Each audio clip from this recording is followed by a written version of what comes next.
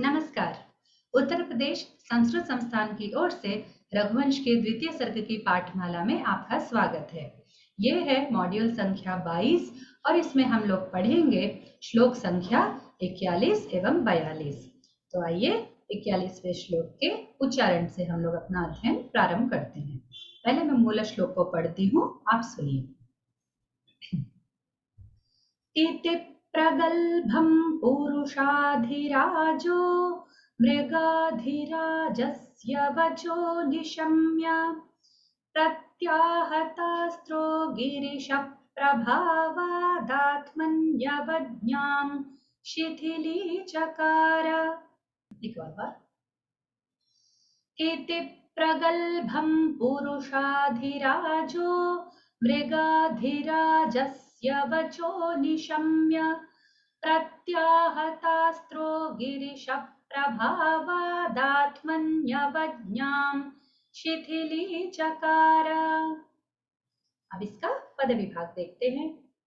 इति प्रगल्भं पुरुषाधिराजः मृगाधिराजस्य वचः निशम्य प्रत्याहतास्त्रः गिरिशप्रभावात् आत्मनि अवज्ञां शिथिलीचकार।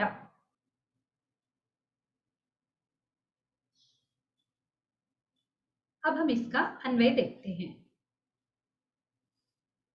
पुरुषाधिराजः मृगाधिराजस्य प्रगल्भं वचः निशम्य अहं गिरिशप्रभावात् प्रत्याहतास्त्रः अस्मि इति मत्वा आत्मनि अवज्ञां शिथिलीचकार। अब हम इसका प्रतिपदार्थ देखते हैं। पुरुषाधिराजः, पुरुषों का अधिराज अर्थात पुरुष यानी नर मानव मनुष्यों का राजा नृपः।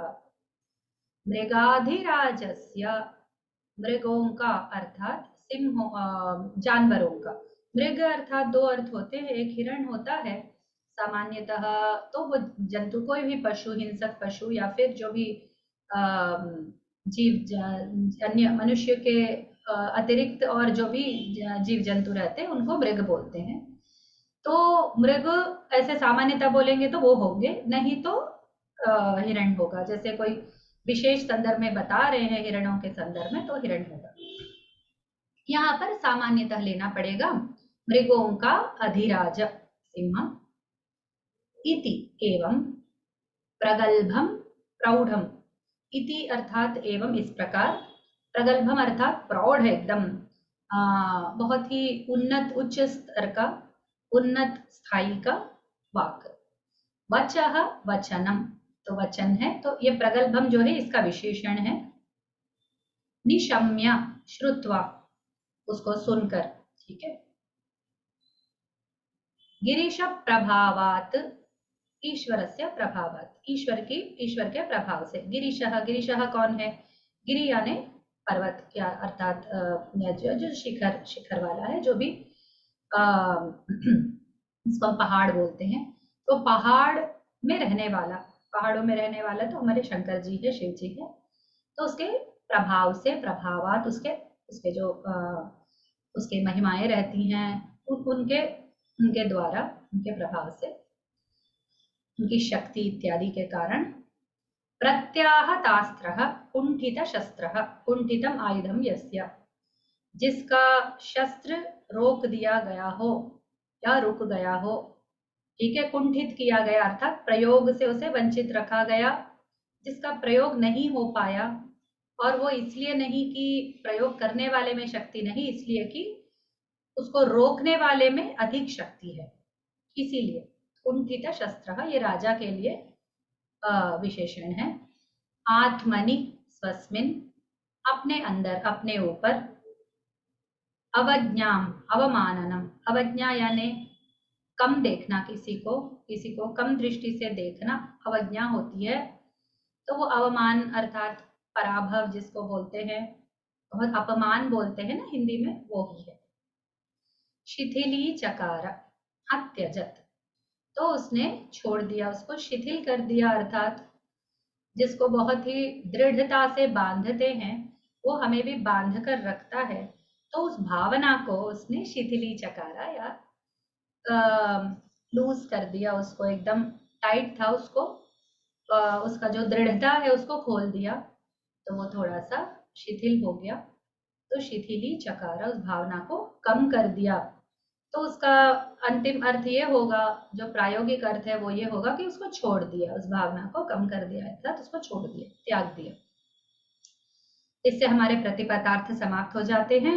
अब हम चलते हैं सरलार्थ में। यदा दिलीपेन एतत् सर्वं वृत्तं श्रुतं तदा शिवप्रभावाद् अस्त्रस्तम्भनेन आत्मनि विषये अपमानं न्यूनीकरोत्। जब दिलीप के द्वारा यह सब सुना गया, अर्थात जब सिंह ने यह सब कहा, ठीक है, तो ये सब उसने सुना राजा ने। उसके बाद शिव प्रभावात अस्त्र स्तंभन, तो ये जो अस्त्र रुक गया है वो किसके प्रभाव से हुआ है? शिव के प्रभाव से हुआ है। तो उस भावना को जानने के बाद आत्मनि विषय, अपने विषय में, अर्थात मेरी शक्तिहीनता के कारण कुछ हुआ है, ऐसे भावना को अपमानम न्यूनी अकरोत अर्थात उसको कम कर दिया, उसको प्रमाण कम कर दिया उसका उसने। तो न्यूनी अकरोत, उस भावना को, उस अपमान को उसने न्यून बना लिया, अर्थात छोटा कर दिया, उसको कम कर दिया। अब हम इसका फलितार्थ देखते हैं।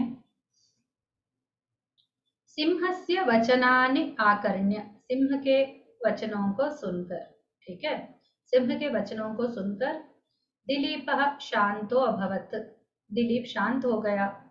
उसका जो क्रोध था अथवा जो असहन भाव था कि मेरी गाय को ये सिंह चुरा रहा है और मुझे ही बांध रहा है, इस प्रकार की जो उसके अंदर एक दृढ़ एक प्रतिघटना करने की, अर्थात प्रतिकार करने की जो एक भावना अंदर आ जाती है, तो वो कम हो गया, तो वो शांत हो गया। सह अजानात आह्रियमाणम् अस्त्रं निरुद्धम् एतत् सर्वं शिवाज्ञया घटते इति। यदि एक सामान्य सिंह होता तो वो ऐसा करने में समर्थ नहीं होता कि इसके बाण को रोक दे अथवा इसके हाथ को पकड़ ले, ठीक है, उसको स्तंभित कर दे। ऐसी शक्ति किसी भी सिंह में, सामान्य सिंह में नहीं हो सकती। तो जान गया कि इसकी बातों से, सिंह की बातों से, कि वह एक शिव का दूत है और शिव जी का काम कर रहा है, और उनके जो किंकर लोग हैं उनमें से एक है निकुंभ मित्र इत्यादि। जब वो बताता है तो उससे वो जान लेता है कि ये सिंह सामान्य नहीं है और ये घटना जो हो रही है वो प्राकृतिक नहीं है, अलौकिक घटना है। तो इसमें शिव जी का हाथ है, ऐसा जानकर वह आश्वस्त हुआ। इसमें मेरी कोई कमजोरी नहीं है, मेरी कोई बलहीनता नहीं है। स्वस्मिन् स्थितौ सिंहप्रहारः आत्मनि अपमाननमिति दुःखं तस्य मनसः निरगच्छत्। अपने रहते हुए, मैं यहाँ हूँ, यहीं खड़ा हूँ, तब भी ये जो गाय माँ है उसको सिंह ने पकड़ लिया और उसको आहत कर रहा है, वो डर रही है। ये सब घटना मेरे जीवित रहते हो रहा है और इसमें मेरा बहुत ही अपमानना है, ऐसा मान रहा था अब तक, बहुत दुख कर रहा था उस बात से। वह दुख उसके मन से चला गया। अस्त्रे प्रतिसंहृते न स्वस्य दोषः परंतु ईश्वर संकल्पाद अघटता इति राज्ञः सद्भावः। मेरे अस्त्र के ऐसे इस प्रकार वो प्रतिहत होने में, ऐसा प्रतिसंहृत हो गया, अर्थात मैं उसका प्रयोग कर रहा था और वो उपसंहार हो गया, उसमें मेरा कोई दोष नहीं है, वरन ये ईश्वर संकल्प से हुआ है, ऐसा उसको सद्भावना हो गई। अब चलते हैं व्याकरणांशों में। पहले संधियों को देखते हैं। पुरुषाधिराजः, पुरुषा प्लस अधिराजः, मृगाधिराजस्य, मृग प्लस अधिराजस्य दोनों दीर्घ संधि। प्रत्याहतास्त्रः, प्रति प्लस आहता प्लस अस्त्रः, प्रति आहता में यण संधि और तास्त्रः में दीर्घ संधि। गिरीश प्रभावादात्मन्यवज्ञाम, तो यहाँ त का द बन गया है, प्रभावादात्मनि है ना, तो प्रभावात है, पंचमी भक्ति का त है, फिर आ है आगे, तो वो त का द बन गया, दात्मनि हो गया। आत्मनि अवज्ञाम है तो आत्मन्यवज्ञाम, ऐसा यण संधि हो गया। फिर आप समासों को देखते हैं। पुरुषाधिराजः, पुरुषाणाम अधिराजः पुरुषाधिराजः। प्रत्याहतास्त्रः, प्रत्याहतम अस्त्रम यस्य सः, जिसका अस्त्र प्रत्याहत हो गया हो वह। गिरीश प्रभावात्, गिरौ शेते इति गिरिशः, गिरिशस्य प्रभावः तस्मात्, वो पर्वत में रहता है, पर्वत में रहने वाले के प्रभाव से। अब हम इसके साहित्यादि विशेषों पर ध्यान देते हैं। पुरुषाधिराजो मृगाधिराजस्य इति तुलना आकर्षिका। इस श्लोक में मुझे सबसे अच्छा लगा कि वो अधिराज शब्द जो है, एक राजा दूसरे राजा से बात कर रहा है, ऐसी भावना हमको जगाते हैं कालिदास महाकवि, इसीलिए वो महाकवि होते हैं। सामने खड़ा है सिंह, सिंह होता है जंगल का राजा। सिंह जंगल का राजा कैसे हो गया है? एक श्लोक है उसके लिए। नाभिषेको न संस्कारः सिंहस्य क्रियते वने। ठीक है, उसका किसी ने अभिषेक नहीं किया, ना कोई उसको संस्कार हुआ है राजा बनाने का। जब राजा बनाते हैं तो उसको सिंहासन पर बिठाते हैं, उसका अभिषेक आदि करते हैं, मंत्र पढ़ते हैं, और पूरे राज्य के लोग मिलकर उसे राजा चुनते हैं और उसको वो स्थान मिलता है। कौन? मनुष्य के राजा को। हाँ, विक्रमार्जित राज्यस्य स्वयमेव मृगेन्द्रता। पर सिंह क्या करता है? उसको ये सब नहीं होता है, पर विक्रमार्जित राज्य से, अपने पराक्रम से सिंह राजा बन जाता है और वो सभी मृगों पर अधिकार करने लगता है। इसका अर्थ ये नहीं है कि हम जो विश्व में देखते हैं, हम जो संसार में देखते हैं सिंहों को, वो सब राजाएं हैं क्या? ऐसा माना जाता है। और हम मनुष्य अपनी भावनाओं को, उसको माध्यम बनाकर, वो सिंह को हम लोग माध्यम बनाते हैं और इन भावनाओं को उस पर थोपते हैं एक तरह से। सिंह को पता भी नहीं होता है कि वो मृग राजा है, पर हमारे ऐसे कविताओं में, साहित्य में, काव्यों में हम ये देखते हैं कि सिंह को राजा कहा गया है। तो यहाँ पर दिलीप महाराज मनुष्यों के राजा है और जो सिंह है वो मृगाधिराजा है, मृगों का राजा है। ठीक है, तो ये जो तुलना है बहुत आकर्षक है। दिलीप राजा भी बहुत पराक्रमी है और ये सिंह उसी राजा को रोक रहा है, इसीलिए दोनों अधिराज है, मृगों का अधिराज, पुरुषों का अधिराज। ठीक है, उसके बाद राज्ञि अवज्ञायाः शिथिलीभावः गुरुणा सह ईश्वरेऽपि भक्तिं दर्शयति। जब राजा को पता चलता है कि ये ईश्वर के कारण है, जिस प्रकार वह अपने गुरु से भक्ति रखता है, बिना सोचे समझे, बिना डरे, वह गाय पर प्रहार करते हुए सिंह पर प्रहार कर डालने को निश्चय किया, उसी प्रकार जैसे ही उसे पता चला कि ये शिव की आज्ञा से हो रहा है, ये सिंह शिव का है, तो रुक जाता है। तो इसको शिव पर भक्ति दिखाती है कि ये शिव जी को मानता है। ठीक है, सच्चिंतकस्य रीतिरियं अवज्ञातो हमिति निर्वेदम न प्राप्त। देखिए, मेरा अपमान हुआ है ऐसा करके एकदम मन में वंचित भावना रखना, अथवा उसको कोई अन्य अर्थ में लेना, उसको उसके लिए कोई बहुत दुखी होना, या ये मेरी हार है ऐसा मान लेना, यह सब एक वीर नहीं करता है।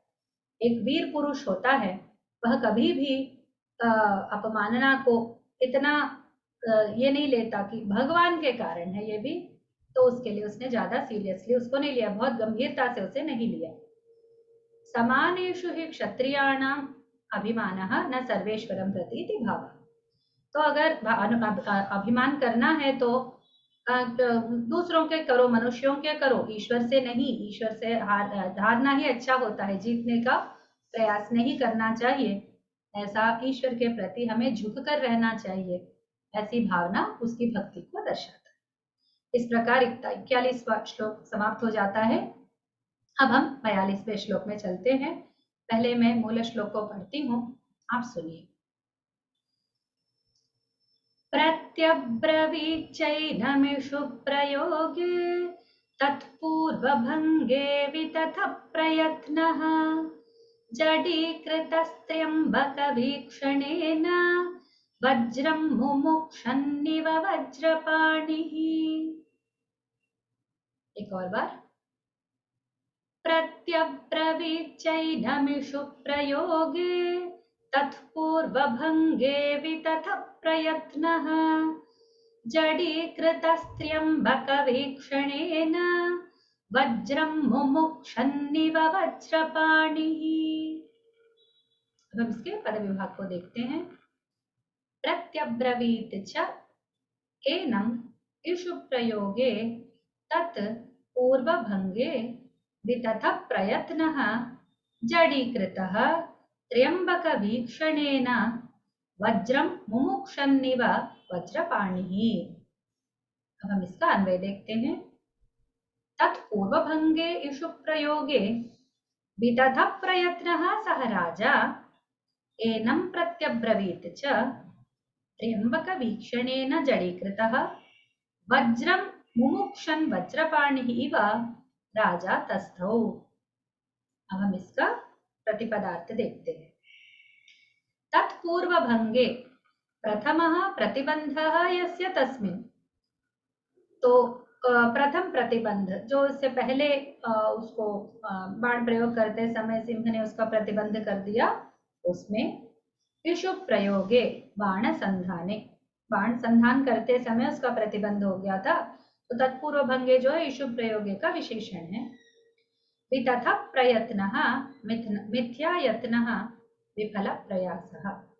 मिथ्या यत्न अर्थात झूठा प्रयत्न या अर्थात वो असफल प्रयत्न, ठीक है, असफल जहां पर विफलता मिली हो ऐसा प्रयत्न।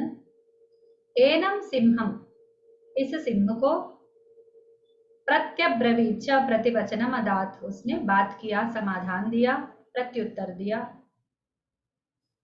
त्र्यंबक वीक्षणेन, त्रिनेत्रस्य दृष्टिया, त्रिनेत्र के अर्थात तीन आंखों वाला शिवजी, उसकी दृष्टि के द्वारा, उसके देखने के द्वारा, जड़ीकृतः निष्पंदीकृतः अर्थात जिसका चलन, जिसका जो हिलना है, इधर उधर हिल पाने की जो क्षमता है वह स्तब्ध की गई हो। वज्रम कुलिशम अर्थात वज्रायुध। मुमुक्षन मोक्तुम इच्छन, उसको छोड़ने की इच्छा करते हुए। वज्रपाणि ही इंद्र, वज्रायुधधारी, वज्रपाणि यानी वज्र जिसके हाथ में है वज्रायुध वो इंद्र है। इव समानः, इसके साथ प्रतिपदार्थ समाप्त हुए। अब हम चलते हैं सरलार्थ में। तत्प्रथम भंगे शर प्रयोगे विफल प्रयासः त्रिनेत्र वीक्षणेन निष्पंदीकृतः शक्र इव स्थितः नृपः एनं सिंहं प्रत्यब्रवीच्च। जो शर प्रयोग बाण प्रयोग करने जा रहा था, उसके इससे पूर्व वाले जब वो करने वाला था तभी उसका भंग हो गया, अर्थात वो बाण प्रयोग नहीं कर पाया। तो विफल प्रयास जो है वो राजा कैसा है उसका उपमान दे रहे हैं, उपमान अर्थात उसका एक उदाहरण दे रहे हैं कि त्रिनेत्र वीक्षणेन निष्पंदीकृतः शक्र एव।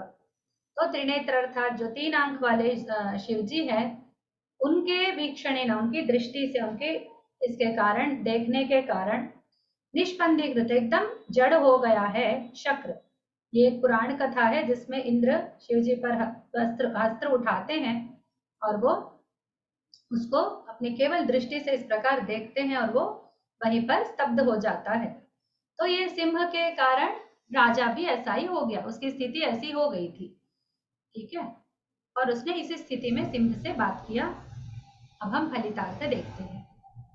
यथा सायकं संधाय अपि सिंहस्य प्रभावात् प्रहारे विफलः तदा राजा सिंहम् एवम् अब्रवीत्।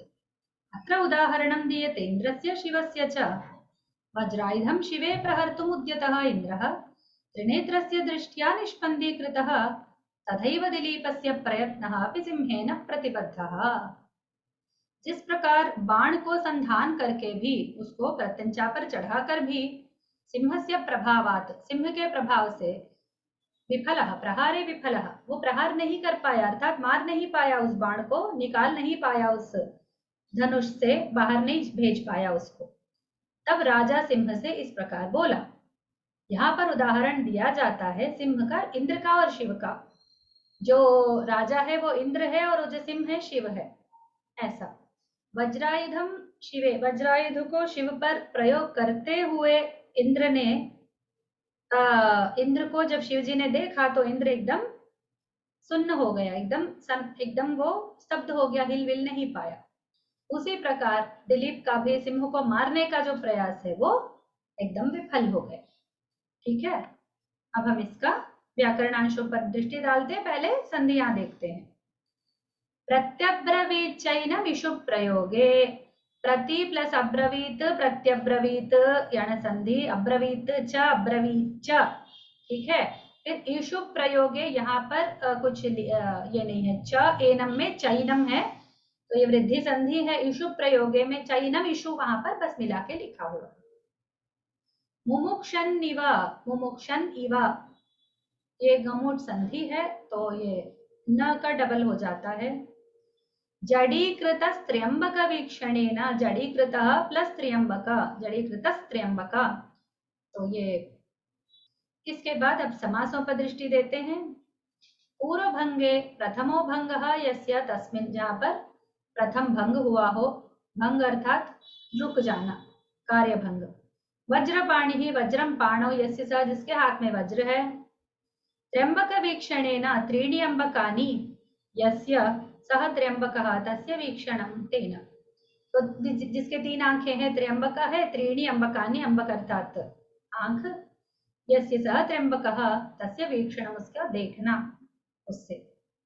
वितथ प्रयत्न, वितथम प्रयत्न, जिसका प्रयत्न असफल रहा वह वितथ प्रयत्न बहुव्रीहि। अब हम इसके साहित्यादि विशेषों पर दृष्टि डालते हैं।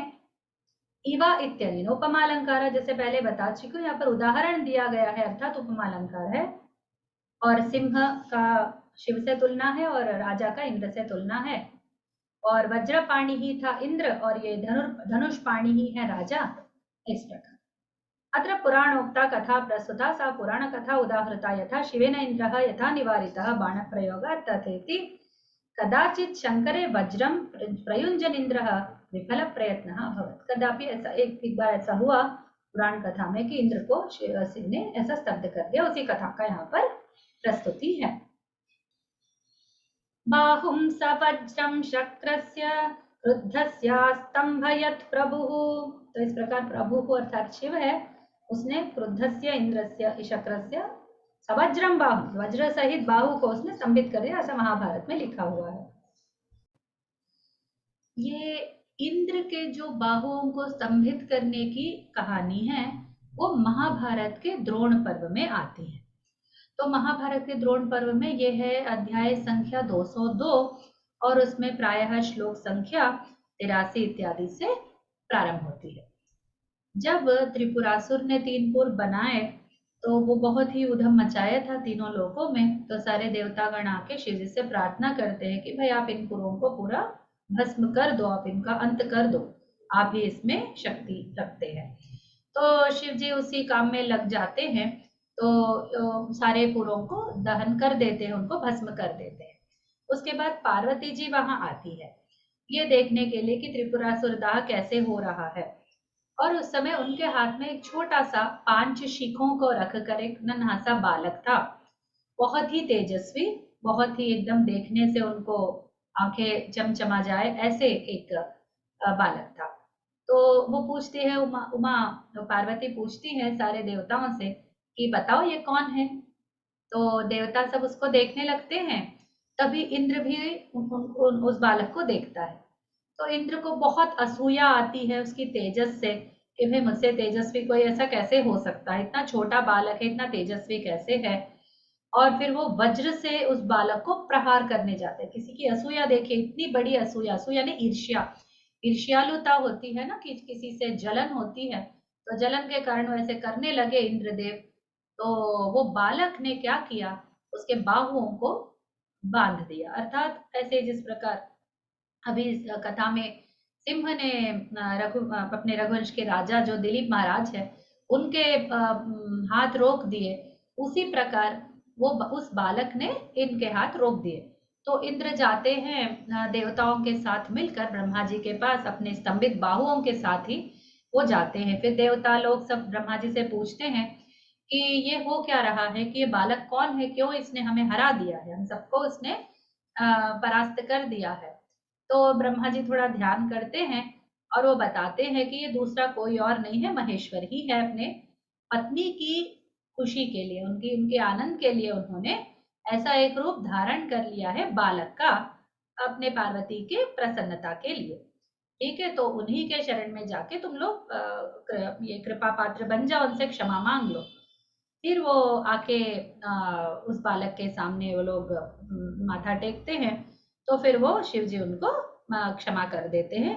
उसके बाद ब्रह्मा जी भी उनकी प्रार्थना करते हैं और पूछते हैं कि भाई आप प्लीज इनके बाहों को आप मुक्त कर दो, तो वो मुक्त कर देते हैं।